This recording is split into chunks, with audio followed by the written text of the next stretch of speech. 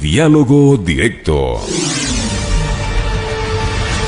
11:37. Saludamos para nuestro segmento de entrevistas en Punto Noticias, segunda emisión, al doctor Gregorio Montalvo, epidemiólogo.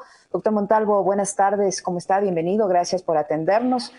¿Cómo mira usted la situación sanitaria en la capital de la República? Tenemos en las últimas horas un incremento de 102 infectados con coronavirus en lo que tiene que ver con la ciudad de Quito y de 114 en Pichincha, que suma 13.925 y Quito 12.561. Y ni qué decir de las cifras a nivel nacional. Se han adoptado algunas disposiciones por parte de las autoridades del COE nacional que fundamentalmente están dirigidas a implementar más controles en los espacios públicos y más controles de fiestas clandestinas y del uso de los salvoconductos o de los horarios para la movilidad. Sin embargo, esto no se ha visto reflejado en una disminución real y considerable de casos. Como le digo, hay más de 100 personas que se han infectado en las últimas 24 horas, tanto en Quito como en la provincia de Pichincha. ¿Qué impresión le dejan a usted estas cifras? ¿Cómo mira la situación? Buenas tardes. Sí, buenas tardes. Efectivamente, unas semanas anunciando de esta situación de la ciudad de Quito y del país, en la que existe una transmisión sostenida de casos, y habíamos hecho algunos ejercicios en relación a cuál era la respuesta del Sistema Nacional de Salud en relación al número diario, a la varianza que llamamos en epidemiología, es decir, al incremento diario de casos. Y hemos tenido variaciones muy importantes de 200, de 250 casos, el día de hoy más de 100 casos. Y obviamente el problema de esto es que, como habíamos analizado, el 80% obviamente seguramente van a ser asintomáticos o sintomáticos leves, pero el 15% probablemente, y de ellos el 5% vayan a complicar y vayan a necesitar unidades de terapia intensiva o de cuidados intensivos. En este momento el Sistema Nacional de Salud, no solamente la Red Pública Integral de Salud, han sobrepasado la capacidad de respuesta, por lo tanto no existe ninguna cama en el país, en la ciudad de Quito sobre todo, y en muchas provincias del país, que cuentan con muy pocas camas de terapia intensiva. ¿Cuál es el problema de esto? Que mientras más incremento de casos, y es lo que estamos viendo en este nuevo escenario, hay mucha gente que está en colas en los hospitales, tanto públicos como privados, esperando atención por COVID, y quienes ya asisten a estos escenarios, como digo, de atención, son casos que son complicados, porque no asisten ni los asintomáticos ni los leves, sino gente que ya necesita probablemente ventilación respiratoria o incluso acceder a una cama de terapia intensiva. Me preocupa no solo la capital, que es la que tiene una presentación sostenida de casos, como le digo, y que va a seguir incrementándose, y obviamente va a seguir incrementando la mortalidad, pero también me preocupan provincias como las provincias de la Amazonía, en donde no existen ya camas de terapia intensiva, donde no hay disponibilidad de especialistas, y esto va a seguir en este escenario mientras no haya un real programa, más bien un proyecto, o más bien una estructura nacional que vaya a buscar los casos en los propios barrios, en las propias manzanas, en un modelo de epidemiología comunitaria urbana. Doctor Montalvo, precisamente el municipio ha hecho un esfuerzo en las últimas semanas en implementar carpas, y usted ha visto cómo son unas filas interminables de personas que tratan de buscar atención médica y tratan de saber o conocer si tienen o no tienen el coronavirus. Sin embargo, se han visto, por la cantidad de personas que buscan atención, se han visto también desbordadas. No se está con esto cumpliendo el hecho de que se vaya a buscar los casos, sino simplemente dando una atención a las personas que, como usted dice, ya se encuentran con problemas de salud. Claro, como comentaba, la lógica es trabajar con epidemiología comunitaria urbana, buscar los casos en los propios barrios, en las propias manzanas, en las propias parroquias. Lo que se ha hecho sin ser una competencia municipal, esto yo me he permitido decirlo muchas veces al alcalde, porque la competencia de la salud pública es una competencia del Estado que tiene que garantizar al 100% de la población de un país, de una forma constitucional, la atención y la respuesta en la atención médica. Obviamente el municipio lo que ha hecho es recibir la ayuda incluso de Guayaquil y ha tratado de abrir estos escenarios de estos centros de atención a las personas a nivel de los barrios que tienen la mayor tasa de presentación de casos por población, que sería la lógica, o también en aquellos barrios o parroquias que tengan el mayor número de casos. Pero claro, son esfuerzos que a veces se ven doblegados porque mucha gente, habíamos visto en los días anteriores, que alrededor del 60% de los casos positivos todavía están en las calles. Y eso es un problema, porque ellos son los que están asegurando la transmisión, ellos son los que están aumentando la cifra epidemiológica, y lo que hace el problema que existe en este momento es que no hay una capacidad de hacer el numérico de pruebas de PCR o de pruebas de identificación viral para asegurar el diagnóstico y probablemente a través de esto asegurar la cuarentena o el aislamiento que necesitan estas personas. Mientras haya gente positiva circulando, mientras haya gente que está obviamente con la necesidad económica de trabajar en el día a día para poder expender sus alimentos o productos, etcétera, para poder ellos también vivir, pero son casos positivos que están alimentando la epidemia en la capital, y eso tiene, como lo decía, un impacto lastimosamente fuerte en las unidades de terapia intensiva que ya no dan abasto en el Quito y en el país.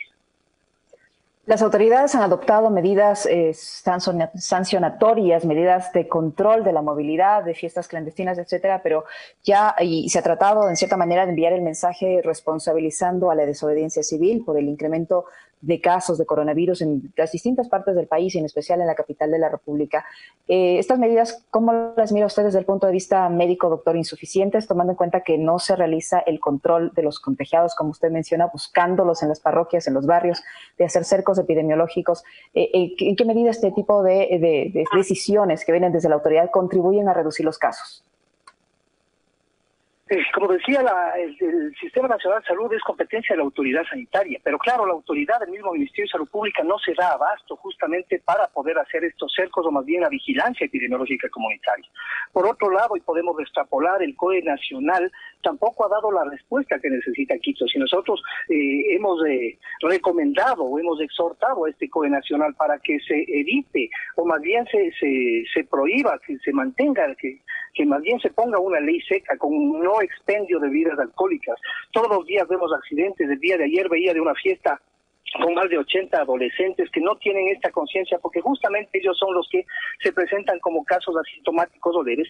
Esto lo que hace es mantener esta sostenibilidad. No estamos en Quito en una fase explosiva de presentación. Las medidas que se tomaron en Quito en una fase 2, es decir, en los clústeres familiares, incluso cuando no existía casos en la ciudad de Quito ni en la provincia de Pichincha, lo que ha hecho es dar el tiempo necesario a la autoridad sanitaria para que se fortalezcan las unidades de terapia intensiva. Pero claro, hay un momento, como lo decía algún profesional del día de ayer, hay un momento de que ya es imposible, porque no solamente es de generar un ventilador, sino que no existen especialistas ya y están prácticamente cansados los profesionales, nuestros colegas que trabajan en la primera línea, y eso obviamente hace que sea mucho más difícil, complementando de que muchos de ellos se han infectado, se han contagiado en estas salas de terapia intensiva.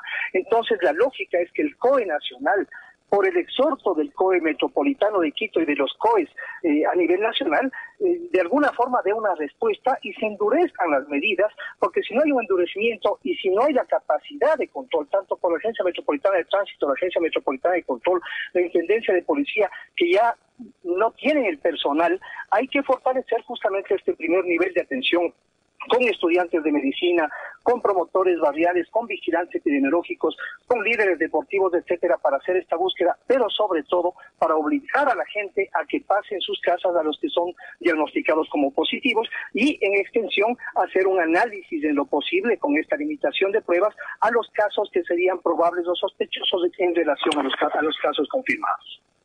Ahora, doctor Montalvo, alcaldes, alrededor de 6 alcaldes de la provincia de Pichincha y la misma prefecta Paola Pavón han solicitado al COE nacional que Quito paralice, se guarde durante 2 semanas, por lo menos, para un poco tratar de aliviar la situación que se vive en la ciudad y sobre todo este desborde del sistema sanitario. Con estas 2 semanas, ¿qué lograríamos tener este descongestionamiento en la red de salud, doctor? Con seguridad lo que... No descongestionaríamos de este momento, porque los contagiados de las últimas 2 semanas van a seguir asistiendo a los sistemas al sistema de salud, a los establecimientos tanto públicos o privados.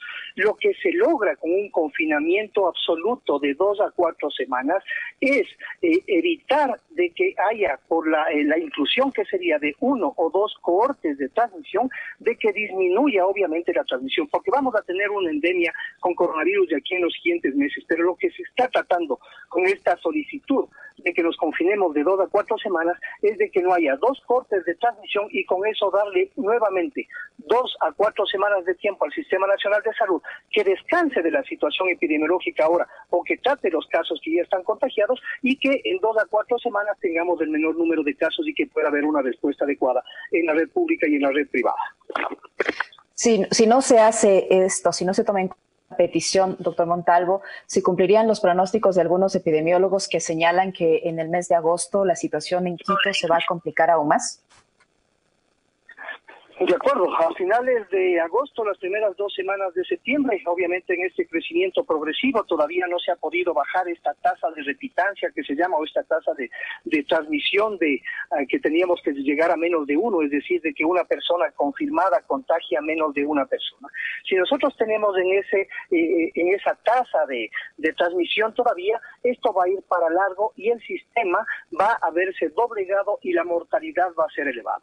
Nosotros hemos visto y hemos apreciado con el análisis del excedente de la mortalidad, buscando los datos en el registro civil, de que nosotros ya el país ha sobrepasado los 25.000 casos de muertes, que fueron más o menos del pronóstico de los estudios internacionales, que decían que para agosto vamos a llegar a este numérico de fallecidos. Sin embargo, esos números ya estamos sobrepasándolos.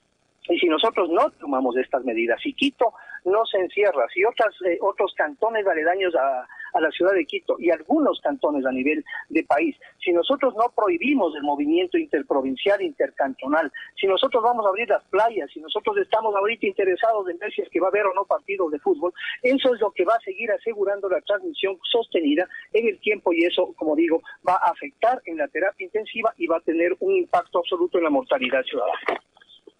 Para finalizar, doctor Montalvo, en las últimas semanas se ha popularizado la utilización de un químico y de un medicamento veterinario, esto como esperanza de algunos sectores para combatir o para prevenir el COVID-19. ¿Qué decir frente a estas decisiones que han tomado algunas personas de consumir este tipo de elementos en un intento desesperado por evitar ser contagiados con coronavirus? Me refiero al dióxido de cloro y también a un medicamento de uso veterinario, de un desparasitante veterinario, me parece, que se está promocionando incluso a nivel de redes sociales.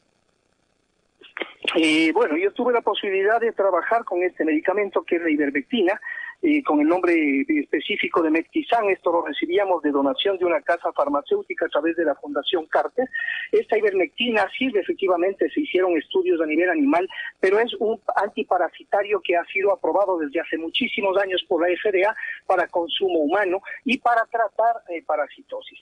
Estos medicamentos que están encasillados dentro de procesos de análisis científicos para generar evidencia, que son aprobados y obviamente y se han conocido lo que nosotros llamamos la dosis letal 50, es decir, la cantidad en exceso que uno puede tomar de medicamento para poder fallecer el 50% de las personas. Esto se hace con pruebas de animales.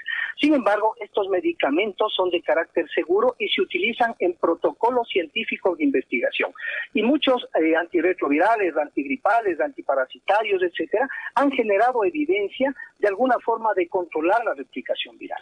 Hay otros medicamentos como el remdesivir que los americanos ya lo han comprado en más del 90% de su producción. Estos medicamentos lo que hacen es disminuir la estancia y los efectos más graves en pacientes de las terapias intensivas. Lo mismo pasa con el tema de los corticoides. Disminuyen probablemente el estado de gravedad y probablemente pueden salvar algunas vidas, pero en los escenarios de la terapia intensiva. Sin embargo, el dióxido de cloro también tuve la oportunidad hace algunas semanas de reunirme con no con el inventor, sino con el que propone a nivel global, que es este físico, Andreas Kalker de Suiza, me parece, o de Alemania. Conversé con él y lo que se le propuso es que se haga un protocolo científico para generar evidencia. Obviamente la gente, como no tiene el conocimiento científico desde el nivel médico, lo que hace es asumir lo que dice el vulgo, lo que dice la gente, de que este producto, el dióxido de cloro, puede salvar del coronavirus. Mientras no exista evidencia científica, mientras no se preparen, como yo planteaba, protocolos de investigación científica en la que se establezcan efectivamente las dosis y las cantidades que sean alejadas completamente de la dosis letal 50 y que tengan un efecto, también podrían integrarse a los modelos de investigación. Mientras tanto, si nosotros tenemos la evidencia de YouTube o de las redes sociales, estos no son sustancias aptas para el consumo humano porque lo que generan es más complicaciones, más efectos colaterales y secundarios y que pueden alimentar la mortalidad por otra causa que no es del COVID. Queremos agradecer, doctor Montalvo, muchísimas gracias por su información, por este diálogo que nos ha permitido mantener, sin duda muy importante y muy interesante las cosas que nos ha comentado el doctor Gregorio Montalvo, epidemiólogo que nos acompañó en la segunda entrega de Punto Noticias. Gracias, doctor Montalvo. Muy amable, gracias, siempre a la hora. Punto Noticias. Aquí se escuchan bien las noticias.